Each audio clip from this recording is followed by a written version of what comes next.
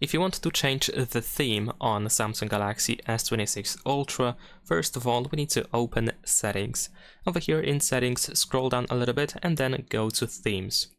Once you open Galaxy Themes, then you should be able to find all different themes that you can get on this phone. Many of these options are unfortunately not for free, but you can find free content as well. We can, for example, go to top over here, tap on the all text on the left side in order to then choose free.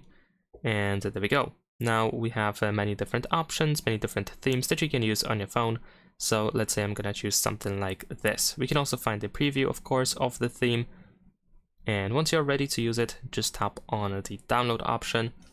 And then once the theme is downloaded, you should be able to apply it. So let's do this. There we go. Wait a couple of seconds again. And now the theme has been updated. That is pretty much it. Leave a like and subscribe